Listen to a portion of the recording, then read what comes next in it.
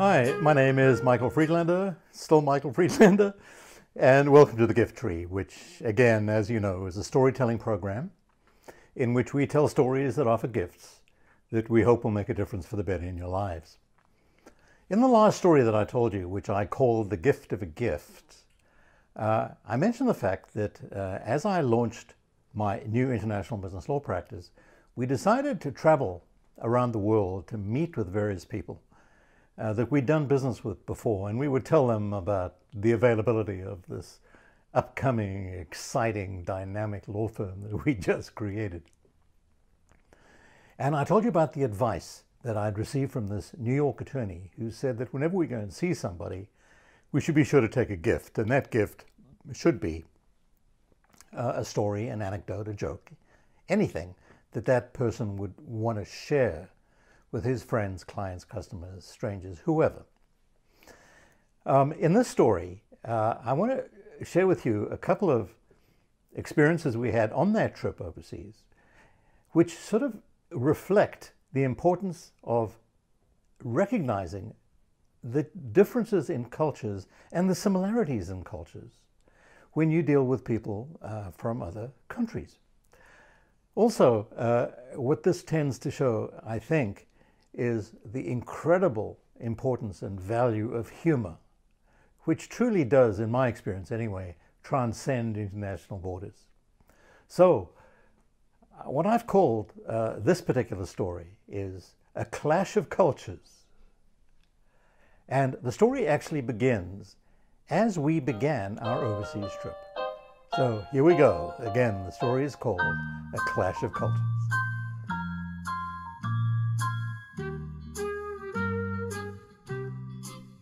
So, as I may have mentioned to you before in this last story, we decided to leave for our international promotional trip from New York. We met with this New York attorney who gave us the advice that he did, and we decided we would travel together to London, spend a few days in London because I'd spent a lot of time in London. There were a lot of people there that I wanted to introduce my new partner to. And then from London, my partner would go to Asia, and I would go to South Africa and meet people there. The problem we had about the London part of the trip was that there were just too many people that I knew in London. And we decided, my partner and I decided we'd split up. And he would see some and I would see others. And I decided I'd give him the easy ones, people that were really good friends of mine who I just simply wanted to introduce him to. I told him in advance, though, that there was a peculiarity about dealing with the British. And I hope I'm not offending anybody here. But my experience in working with the English is that there's a difference in approach, generally, of these two cultures. Americans generally tend to get into the business nuts and bolts very, very quickly. If you set up a meeting to do something, you tend to address that very quickly and get into it quickly. The British are a little more circumspect in my experience. You'll end up talking about the weather, the cricket match, how green the grass is, how grey the skies are, and whatever. But my experience dealing with the English over many years, at that time certainly, was that you've got to ease into the relationship. You can't just leap in. But that's the English, and other cultures have different approaches. So the person that I thought my future partner should go and meet first was a good friend of mine. And he met with him, and I asked him after the meeting how he liked my friend. And he said he was a pretty good guy. He liked him, although he was a bit strange. And I thought, that's sort of weird. I called up my friend and I said, so what do you think of my new partner? And he says to me, who is this guy? And I said, what are you talking about? So I said, well, you know, he walks in and he introduces himself and he starts talking about the weather and he starts talking about the grey skies and he talks about cricket. And I'm thinking, what the hell is he doing? Well, it turned out that the fellow that he was meeting with wasn't English, he was South African, and the South Africans are very much like the Americans in the sense they just want to get on with whatever it is the meeting's about. So you really have to recognize who the person is that you're dealing with, because it's different strokes for different folks. And I thought this was sort of hilarious. And that also made me think about the value of humor in the whole scheme of things. And that reminded me of two particular stories. That no matter what the cultural differences are, humor is a real common denominator, certainly in my experience.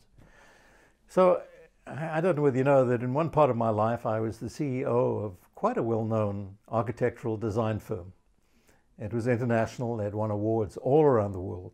We traveled enormously, and at one stage decided that we would do far more work using video conferencing, and it would save a lot of time and a lot of money actually. I wasn't really crazy about the idea because there's nothing quite like face-to-face contact, and you know, you can share a drink when you're face-to-face. It's not that easy when you're doing it by video. But anyway, what tends to happen is that particularly when you're dealing with the Japanese and the Chinese, is that they tend to have huge entourages come into meetings with you. And many of these people are interpreters and advisors and whatever. And you have to spend a little time figuring out who the real powers are that you're talking to and who speaks English. And I told this architectural firm that I was leading at the time that what we should try and do when we have one of these meetings is, without pushing it, to try and say something funny. Because if you can say something funny, you'll see very quickly who laughs first before the interpreters can interpret what you've just said. Because those who laugh before the interpreters interpret speak English.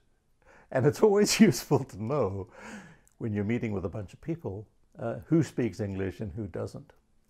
Which in turn reminded me of another story when I was in, I think it was Shanghai, meeting after work with a whole bunch of Chinese folks, developers, at a very senior level. I mean, these were the guys who ran this big development company.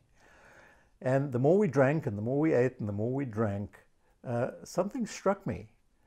What struck me is that they began to speak more and more English as they got drunker. Until I said to these guys, you know, you're going to have to explain something to me. That I drink as much as you guys do, but the difference is that when I drink as much as you guys do, my Chinese gets no better. But when you drink the way you do, your English gets really good. What's going on here? Anyway, they all burst out laughing. And I have to say that our relationship after that was significantly better than it was before. Because there's nothing quite like sharing a laugh, even, you know, if you're with people with completely different cultures to the one that you are used to. Humor transcends everything. So, you know, without being a total nitwit, try and be funny, try and be light. And as for those gifts that New York lawyer told us to give, it's also really important that the gifts that you offer relate to what you're talking about at the time. So just to tell a story for the sake of telling a story, you're better off not telling the story. So anyway, I know these are 3 stories in one, but the moral of the story is, if you're meeting with somebody, it'd be good to know where he actually comes from, not where you think he comes from. And if you can think of something funny to say, go for it. You're going to lose nothing, even if it's a lousy joke. You know, the worst that can happen is they'll laugh at you because it's such a lousy joke. Anyway, I hope you've enjoyed this. I hope it'll prove a little useful to you. And just know the folks you're dealing with. Until next time.